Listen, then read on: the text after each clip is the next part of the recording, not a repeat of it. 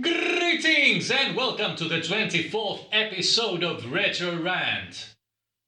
For this one, we have a 2018 dungeon crawler for the Amstrad CPC, Shadows of Sergoth, programmed by, even though I am sure that I will slaughter the correct pronunciation, Christophe Petit and Kukul Khan, with additional graphics and story by Sed, and music by the brilliant MacLean among others.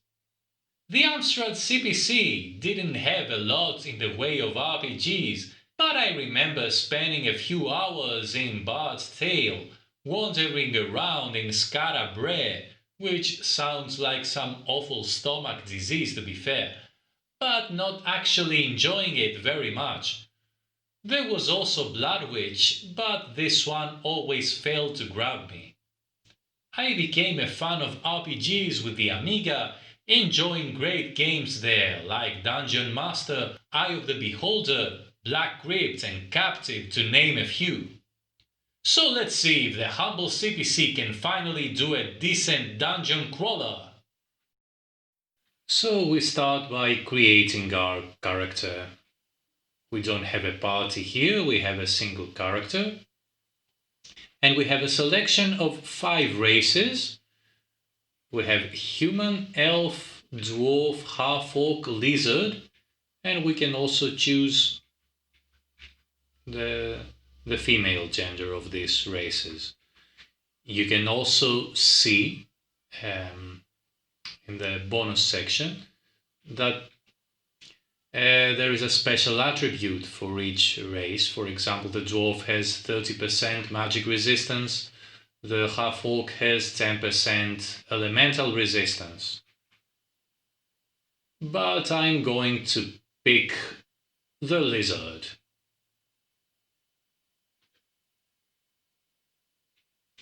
Modify the name, yes.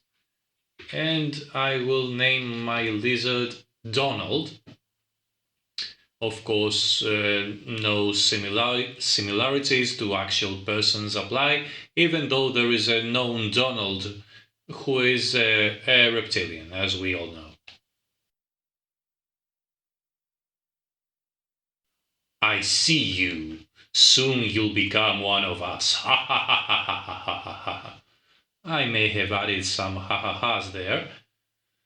So, welcome to the world of the Shadows of Sergoth. And here we have a typical RPG view, a first person.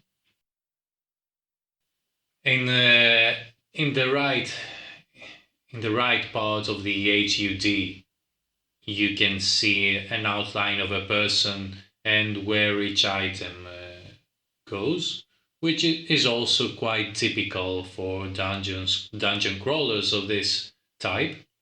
You can see our below the person there are 10 slots which depict our inventory. Below that is a heart and a red bar, which deals with our health points, and next to that is a blue bar which has our spell points. Below that are attributes: attack, strength, mind, defense, dexterity, and level. Next to that, in the center, just below the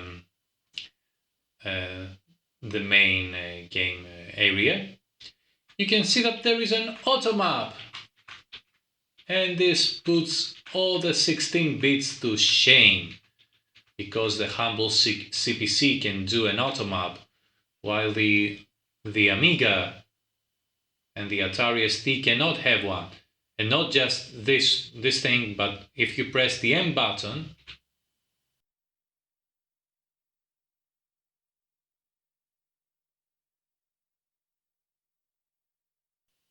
you have a larger auto map, which covers the areas you have explored thus far. So let's start exploring and explaining the control method. You use the cursor keys to move around, but you can remap these keys to whatever you like, the WASD, for example.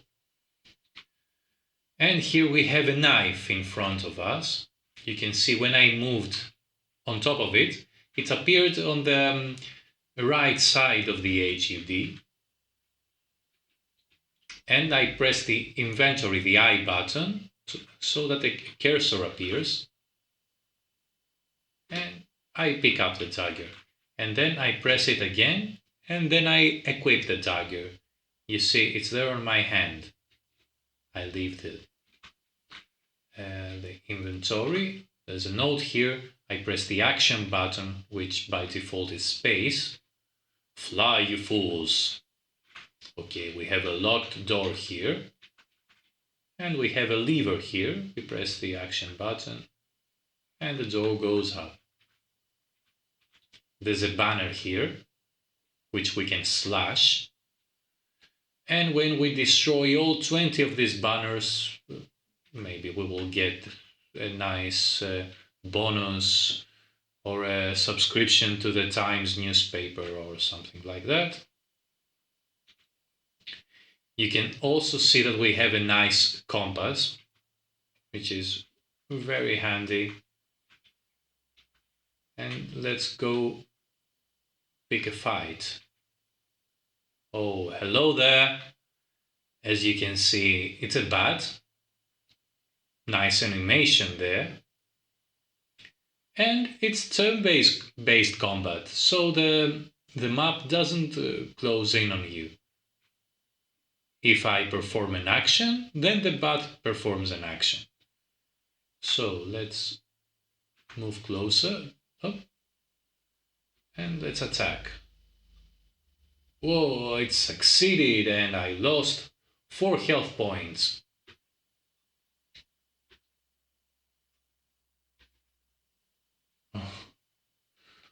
Well, thankfully I survived.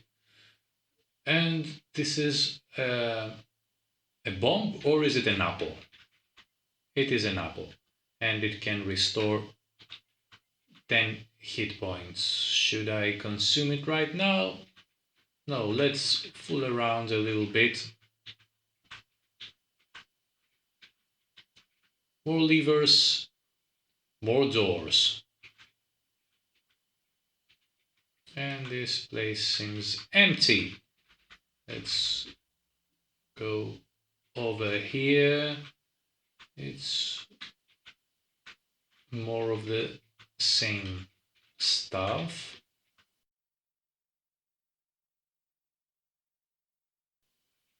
Oh, what is that? Okay, it's a fake mustache or maybe some shoes. Ah, these are shoes indeed. Okay, so as you can see, I have equipped the shoes, so it seems I was barefooted before that, which can be quite uncomfortable when dungeon crawling in cold stone floors. More levers, more doors, and here we have a spell parchment with a spell magic arrow. And now we can learn our first spell.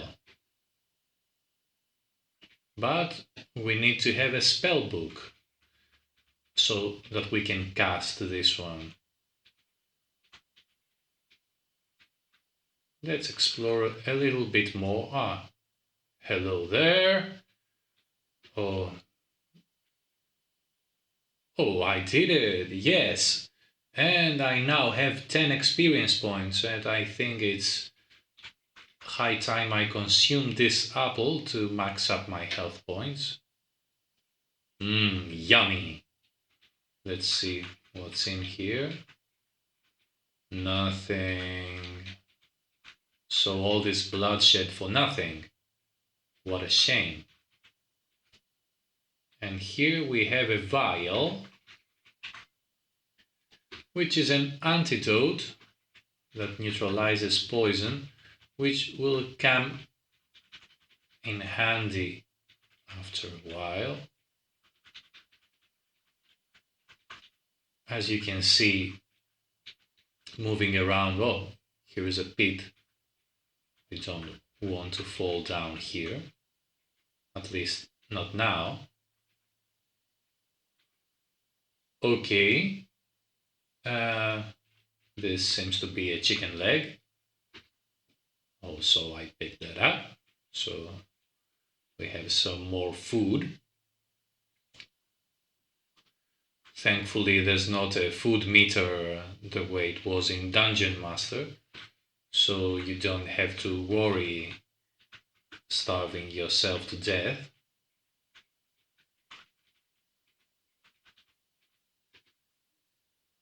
More levers here, more doors. Ah, hello. Here comes our friend the bat again. Proves to be indestructible. Oh, okay, I did it. Again, nothing here. Again, all this bloodshed for nothing. Why all this violence? Of course, to get experience points. Let's see. Oh, what's that? Okay. This seems to be an Armani shirt. Okay, it's a coat. Great. So now I'm not naked, which is always a good thing.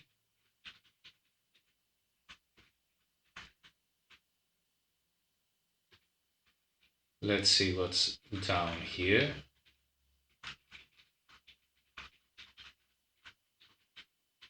Nothing. And here we find the Book of Magic. So the problem with that is that you have to have it equipped. As you can see, on one hand we have the Book of Magic, and on the other hand we have the spell that we have chosen. And we have to be away from the inventory and press S and choose what we want to do. We have the first aid spell or the attack spell, and of course as we progress in the game we're going to learn more powerful spells. For now, I cast with the action button, I cast the first aid spell, and as you can see I have maxed up my health, but I have lost just a little bit of magic points.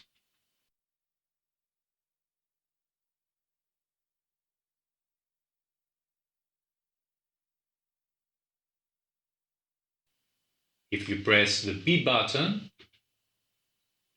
you can see that the character sheet appears. It's Donald, we're a handsome fellow, and we can see our attributes here. Level 1, mind, hit points, spell points, experience, condition good, our resistances to various stuff, and so on.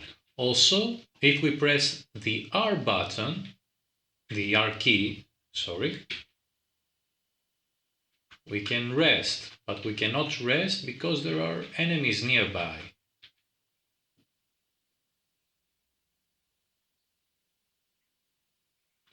And now as you can see, I have recovered the lost spell points.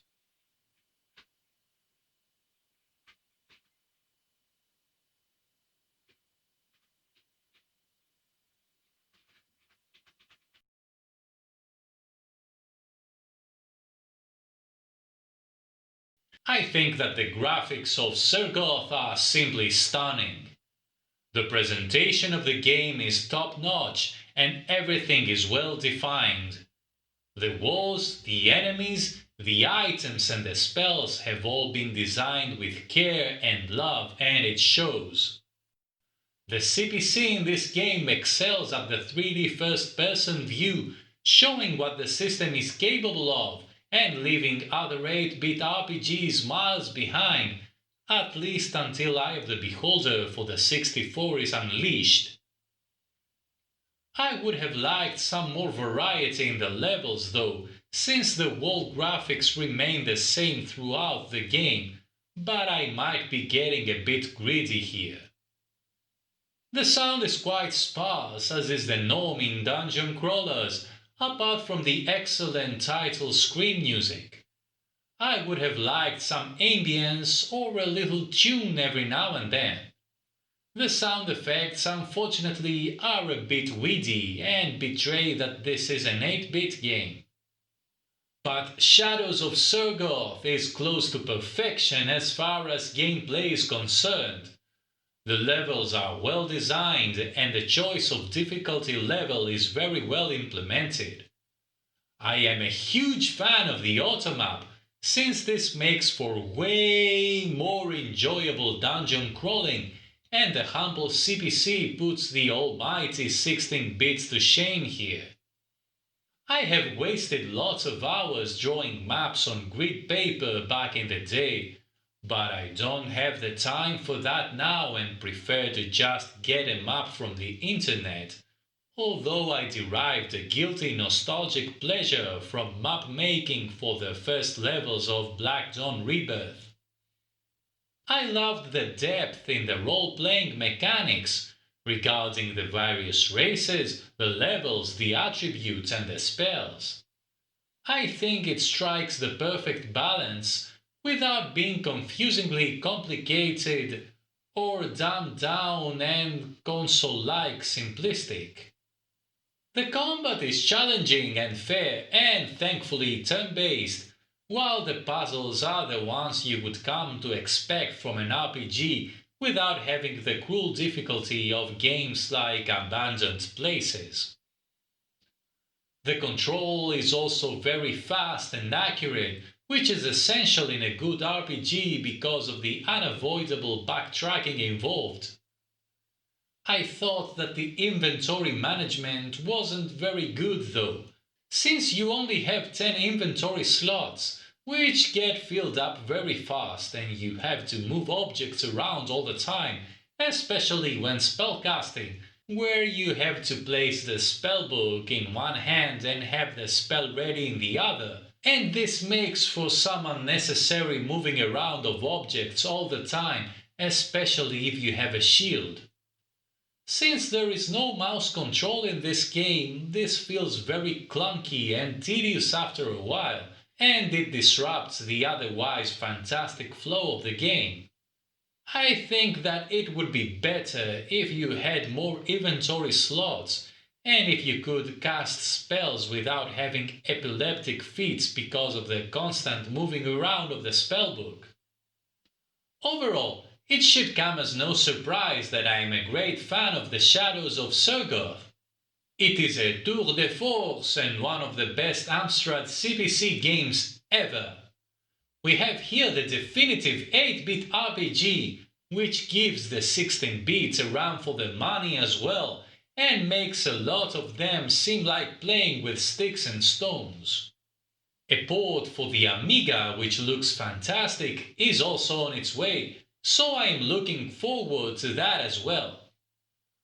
Until then, the CPC original is here and it's free to download, so you have no excuses. So that's it for now, and I'll see you next time.